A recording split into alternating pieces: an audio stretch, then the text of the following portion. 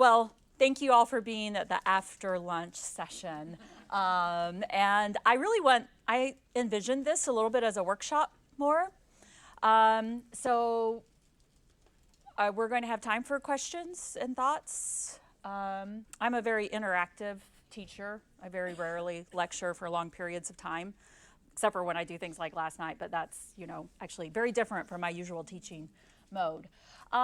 So what I am doing is actually a little bit of a continuation of last night. I'm going to talk more. Am I on? Am I supposed to be? Am I not on? Now I'm on. Thank you. I should be used to all this stuff by now, but I do tell people I really am a medievalist. And but we're going to talk a little bit more about medieval women, and specifically medieval women in the early medieval era that you have already learned some about. I did not expect to already have had 2 sessions on medieval women, which is just fantastic. That this is not something that usually happens when I'm in Christian spaces, to have people talk about the medieval world. So I'm so grateful for that, and I'm glad you've been set up a little bit to talk about medieval abbesses. So I have at least one I'm going to talk about, maybe 2. We'll see how far we get along. And I'm going to answer a question that was brought up last night by a former Wheaton student who he now teaches high school.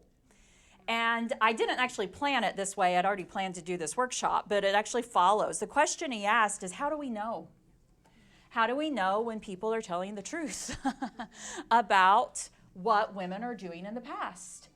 And that's a really good question. It's a question people ask me all the time. So what we're going to do today is we're going to talk about that, and is how do you know? So how can we better listen to women in the past? Okay? And so my title is Finding Milburga, Reclaiming the Leadership of Medieval Women. Okay? So I just want to start off, and those of you who've read the book, there will be some new stuff, a little bit.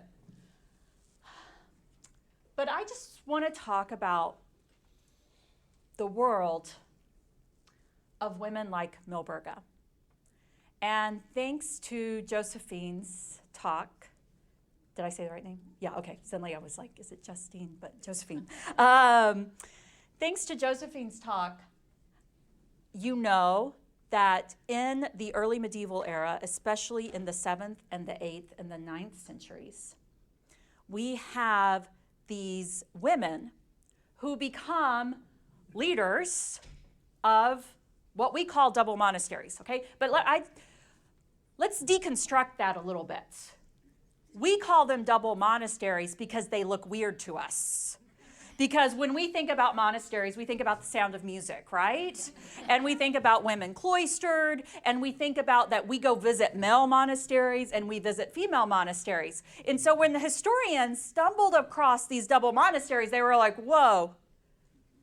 Do you know what these monasteries were called in the early medieval world? Normal. There are so many of them.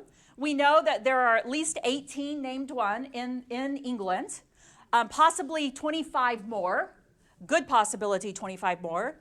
And then also there are significantly more than that on the continent, especially in France, okay? So this is quite a widespread phenomenon. And all of these types of houses with both male and female communities are led by women, okay? So again, this is normal, not something that medieval people would have looked at and been, that's weird, okay? So the fact that we think they're weird is because we live in a world that has diminished women's leadership. And that's why they appear weird to us, okay? And not only do we live in a world that has diminished women's leadership, we live in a world that has diminished women's leadership in the past. And so what we want to do is we want to talk about how can we reclaim And also, this is a preview of my next book, which is my finale in the trade press world, okay? So then I'm going back to medieval sermons. But how do we reclaim what these women were actually doing, okay? So not that I am going to talk a little bit more about that Recovering Biblical Manhood and Womanhood article, just because it's such a great example. And because it is so powerful. In fact, when you look today and you see the way that complementarianism talks about women in the historical past, they often go back to this article. It's an extraordinarily powerful article. Okay, it's how they explain away. If you look at some of the critiques of my book, my now books, I think I said this last night, one of the critiques you will see is people trying to bring up this language from the RBMW article. Okay, so it's not just me picking on it. Oh, that's fun too. But it really is this influential. Okay, but it's not entirely the fault of recovering biblical manhood and womanhood.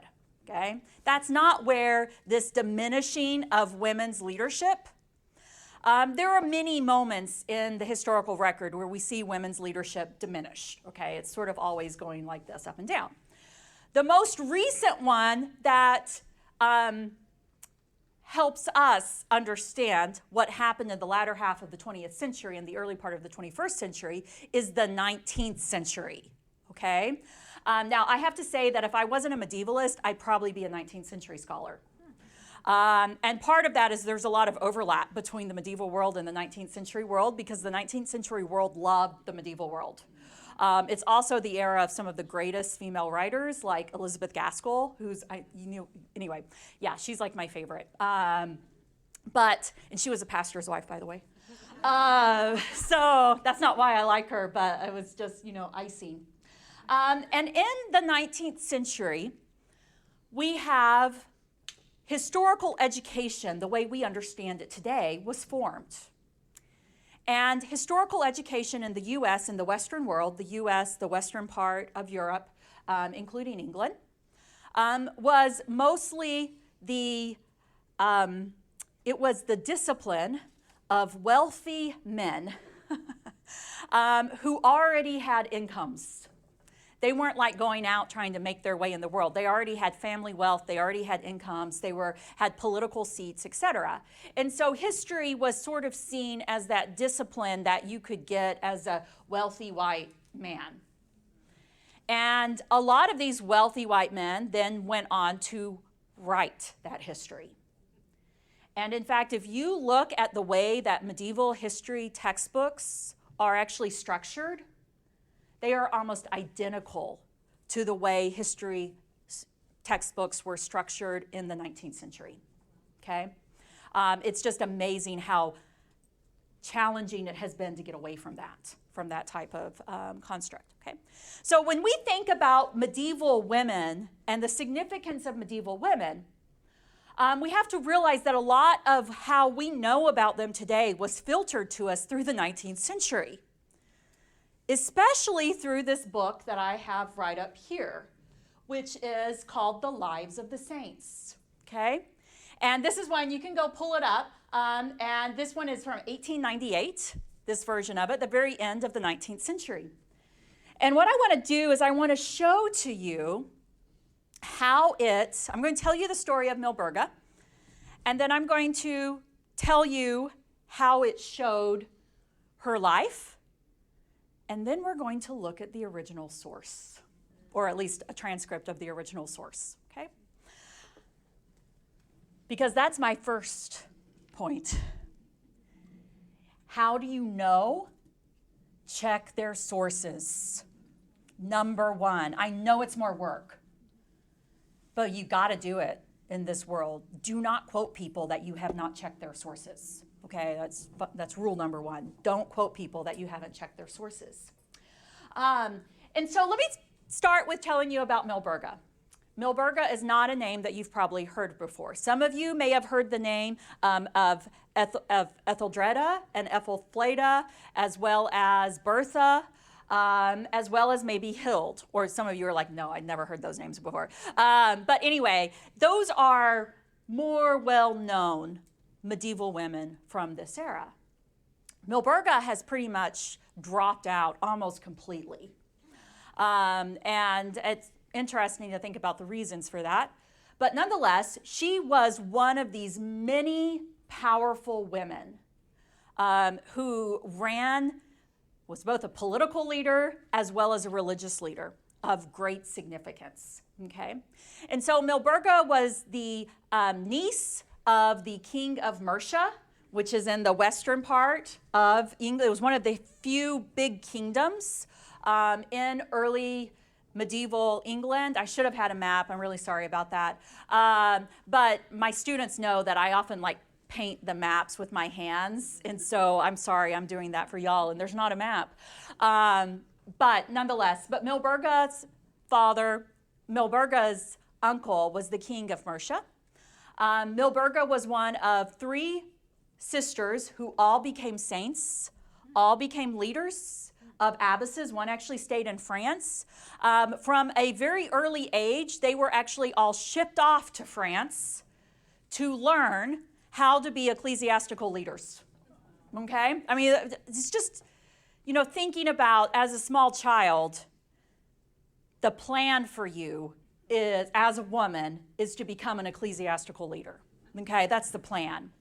And so she was shipped off where she learned languages, where she learned Bible, where she was instructed in the ways of administration.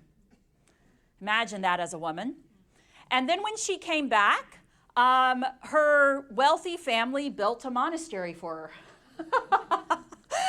Think about that.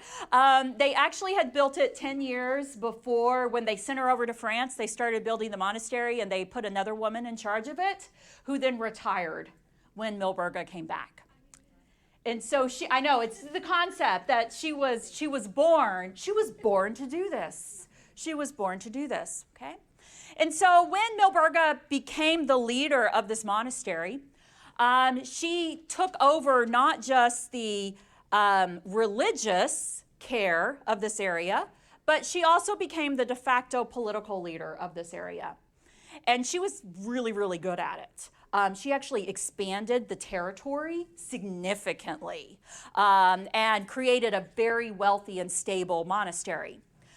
She also, when she came back, she was consecrated, and consecrated in the medieval world is another word for ordination. Okay? People all the time don't understand that. Ordination also has a history. Everything has a history. Ordination has a history. The way we interpret and explain it today differs according to our historical time, our denomination, all of these factors, and how we explain. So if somebody comes up to you and tells you that women have never been ordained, anyway, you can ask them what denomination they're from. You can always point it back, start in their denomination, and I guarantee you that there's no denomination out here that has not had a woman serve in a leadership position, okay? But Milburga was consecrated, and nobody who's read my book can answer this question. Who do you think ordained Milburga to her position in the 7th century? Oh, that would be fun. No, it wasn't her sister, but that's a great response. Anybody? Think about an important. Is it Augustine? Not Hippo, but. You're close. It's Theodore of Canterbury, the Archbishop of Canterbury, is the one who consecrates her to her position. Okay, so when people come at me and say there's never been a woman ordained in history, I'm like, the Archbishop of Canterbury used to ordain women long before he became Anglican. Okay, so I know now that's not as unusual, but in the medieval world, the Archbishop of Canterbury ordained women to ecclesiastical roles. And one of the women he ordained was Milburga, okay?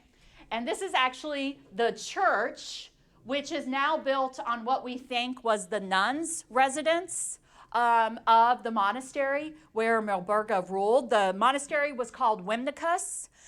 Today we know it as Much Wenlock. Okay, so it is Wenlock Priory today.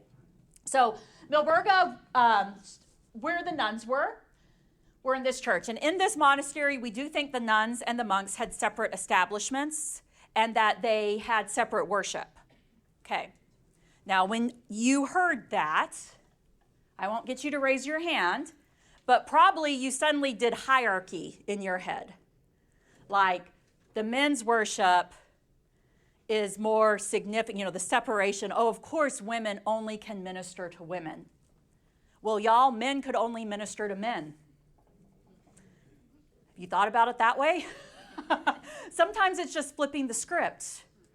Okay? This ministering, this separating in this type of worship service, when you segregated the sexes and had females leading women and men leading men, there's no hierarchy really built in here at this time. Okay? It is something we carry to the text. We carry this hierarchical understanding to the text. Okay, so Milburga was born to rule, I think that's what I said in my book, was born to rule this monastery at Wimnicus. It is actually one of the few monasteries that is mentioned in the Doomsday Book, 1086 of William the Conqueror. Milburga is one of the few of these women who are less well known today that we actually have a primary source from her lifetime. And so there was actually a letter written talking about Milburga's monastery sent to St. Boniface on the continent, okay, and telling about the miraculous things that were happening underneath Milburga's administration. Okay, it talks specifically about this one. Essentially, a man was raised to life, one of the miracles. And it was still during her lifetime that this letter is sent. Okay, so we actually do have that primary source evidence from Milburga's lifetime. Okay, so let's move, because I've already taken too long. This is inside this church. This is the altar. This is on the side of the church. It's a chapel area, and it is dedicated to Milburga because in 1101, two little boys, the story says, were clambering around the ruins of this space, and they fell into a hole. And when they got them out of the hole, they also found Milburga, who was in the hole. And so they saw this as a miracle, and they reburied her up here. So she is actually buried underneath this altar up here at the front. And so you can still go see her. Okay, now we're going to get to the sources. And I should have brought my glasses. But we can see this a little bit. So this is an excerpt. And all of these pictures, this is Wenlock Priory. And it is an absolutely breathtaking ruin. I highly recommend. Also, it's a really quaint little English town. It's fantastic. So you can go there and see. And so if you look at this, it talks about some of the things that Milburga became famous for. Although it's really important to note that these legends about Milburga did not start appearing until the Mel Cluniacs, who were reestablishing the monastery, that had fallen into disrepair. I mean, a lot of this is the Vikings disrupted England. Okay, the invasion of the Danes disrupted England. And so a lot of these monastic establishments that had been founded earlier went into disrepair across the time of the Danes' invasion. And I'm saying that because there was the Dane law that separated, I'm sorry, I do maps in my, like this. And also like Hild's original monastery was destroyed because it was on the coast, okay? So Milburga's just kind of went into disrepair in the 10th century, and this is a story of a lot of these spaces in England at this time. So when her monastery is being revived by Mel Cluniacs, who came to this space, and a lot of these Benedictine monks who are reestablishing these monasteries, they go back to these same places because they were already places people were used to coming to. And they were already places that had significant monastic establishments. What's interesting, though, is that almost all of these early medieval establishments actually had these powerful female figures. And now we have these men coming back and rebuilding without any women, okay? Well, when they first started building, nobody really paid attention to them. Nobody in town really cared about them, just a bunch of men coming and building this. They say they're saintly, whatever.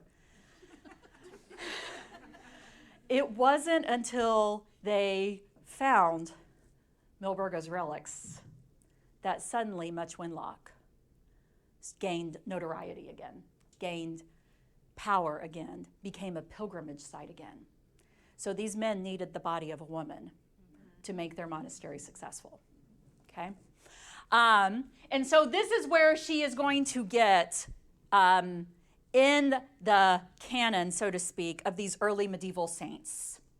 And so the first thing that they have to do is they have to write her life. So what we get is in the early 12th century, we get her life written, okay? Odo of Ostia, who writes her life. And he claims to be using sources. We don't have those sources. We do have some that are earlier, but not ones that are directly related to this life. So this is, and this again, I think Josephine really helped us with talking about hagiography and what it is. Essentially, it's glorified biographies, okay? They are not completely made up stories, although there are elements in them that we might distract us today. Like, for example, Milburga is seen as having the power to levitate, which is great. She can levitate her lost clothing and find it again. And she, great, yeah. Useful. Yeah, her veil, she lost her veil and it levitated in a sunbeam and she found it. And she is also has power over birds who were coming to destroy the crops. And you call on the name of St. Milburga. Milburga had the power to rebuke them and send them away. Okay, so those are her two sort of special powers, I suppose, that we see written down in this 12th century account, okay? But the part that I want you to look at is this account where she dies, okay? Because everybody has to have a sort of a glorified death when we're talking about their saintly life. And in it, you can see she had this long, painful illness, probably true. And when the time of her departure, the Latin is migration, so I always wonder if that's connected to the geese. But anyway, but the time of her departure, she calls the whole community to her, and she blesses them. She says, "Blessed are the pure in heart, for they shall see God. Blessed are the peacemakers, for they shall be called the children of God." She then recommends them the future abbess. And then, this is the part that I want you to see. She says, "My dear sisters, I have loved you as my own bowels." That's what you all want to say to people. "I have loved you as my own bowels and have been over you as a mother over her children with pious care." Okay, from reading that, who do you think is in her community? Women, right? Yeah. This is the 19th century saints' lives. And a lot of the saints' lives that we have now today were based upon this. They come from this. People don't go back to the original texts. They go back to these early 19th century versions of them, okay? I'm just waiting, y'all, for somebody in like the Gospel Coalition world to like bring this up from my chapter on Milburga. I'm just waiting for it, okay, y'all? I'm waiting for it to see, okay. Anyway, so as I said, this is what we talked about a little bit last night, so I may not recap it very much. But what we see in that Recovering Biblical Manhood and Womanhood article is that the women like Milburga, who, even though admitting that their powers could approach those of a bishop, they are also then diminished. Like, for example, it says her authority comes from class, not gender. Y'all, that's true for men too. These men who are moving into these bishopric positions and getting this power and authority, they are also of the wealthy classes. This is not a gender distinction. We just use it to try to diminish women's power, but it's the same thing's true about men. Okay, so this doesn't work the way they think it does. Nuns and monks were segregated, and nuns did the less strenuous work. Y'all, nuns don't do the work. Monks don't do the work. Ordinary people in the village do the work for them. Okay, this is called aristocratic classes. So that's just bonkers. Later on, in the later medieval world, there were these lay brothers who were brought on, who were could take vows later on, and they often did manual labor, but again, they were the conversi, they were not of the same, they weren't the monks, okay? So anyway, and then it says the abbess had no episcopal power and no power to excommunicate or to administer the sacraments. And then again, until the very recent past, women have never done this. I have no idea where this sentence came from. I have no idea where this evidence came from. The only thing that I can think about is that Lives of the Saints, that really seems to diminish Milburga to being just over a house of women, where even when she dies, you can see migration up there, I pointed it out so you could follow along, that even when before her death, when she invites the community to her, and they're all very sad, and I'm paraphrasing for y'all, they're all very sad, and she says, and she speaks to them, and she comforts them as a mother. What do you think that meant in the early medieval world? She comforts them as a mother.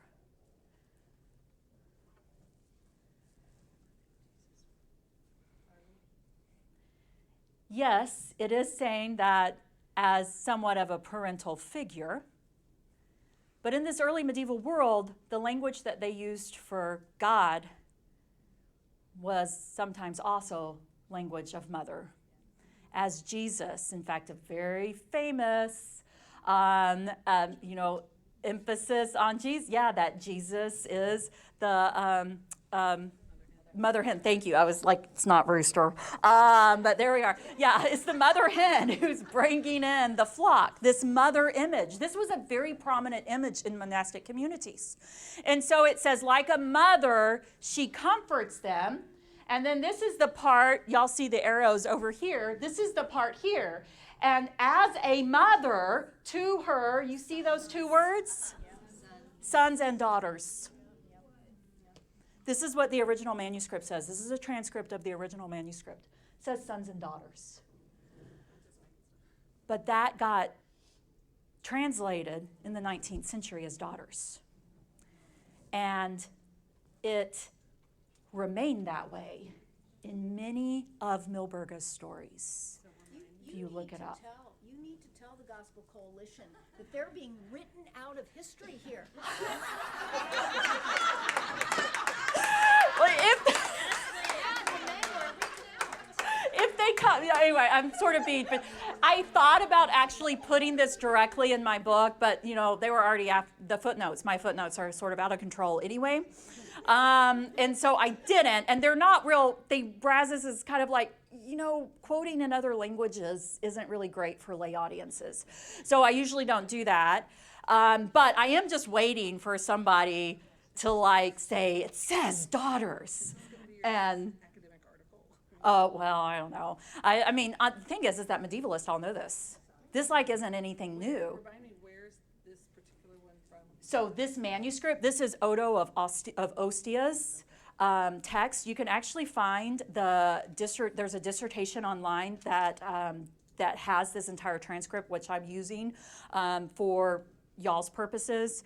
But yeah, that has a transcript of the entire text. And so you can go and look. So if you want to go practice your Latin, you can go and read it and practice it, okay? And I did that. I talked with George last night about how accurate Google Translator was for Latin because I'd never really used it before. So I put this text in just to see, and it came up with all male pronouns, which I also thought was fascinating. It took the generic and made it all masculine in Google Translate. Which is weird because there are feminine pronouns. Yes, Milburga is not a man. We know that, okay? So the point is, and we may stop here and I'll have questions because I went longer than I meant to. But the point is that Milburga was a leader. She was an ecclesiastical equivalent of bishop. We know that women in the early medieval world, I'm coming over here because I feel bad, so I'm going to point on this one for y'all because I'm leaving y'all out, half of the class. But in the early medieval world, we know that women served at the altar. And one of the reasons we know that is the same evidence that's used in recovering biblical manhood and womanhood. Because we know that people at these councils got upset about it and said, stop the women from serving at the altar. And then that's used as evidence that the church has always spoken in one voice. these aren't just random women like running in and like taking over the altar of a church. These are women who have been appointed and have been consecrated, which means that while, yes, there are people complaining about them, there are also people supporting them, okay? Both things are true in the history of the church. There have always been people resisting women, and there have always been people supporting women. Both stories are true.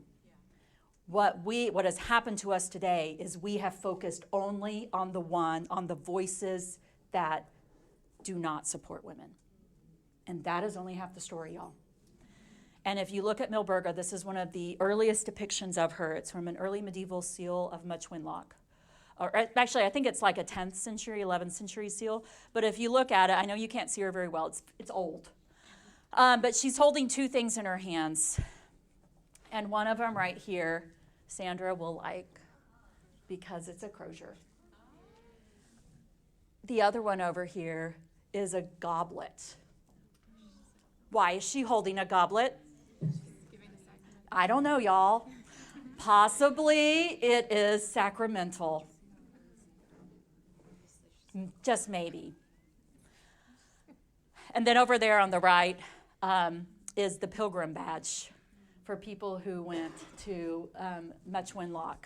They would get the pilgrim badge of geese, which is also something that you see a lot. So, okay, so I think the 2 points, well, actually this main point and this, although I can tie it to the second point, is you'll always check your sources, seriously, and pay attention to the language that they use. And ask why, when we see women serving in these leadership roles, we automatically assume that it is less authoritative than the men serving in them. Ask that question. So when your textbook says things like Hildegard of Bingen gave advice to popes and these important men, okay, but doesn't attribute her as preaching, ask why. Because Hildegard went on 5 preaching tours. Also, if you don't know the work of Carolyn Muessig, I love Carolyn. She works on medieval women preaching. And I love the end of that RBMW article because it says the utter paucity of women preaching in the pre-modern period proves our point. And I'm like, well, you just don't know your history. So anyway, okay, so check your sources and ask why.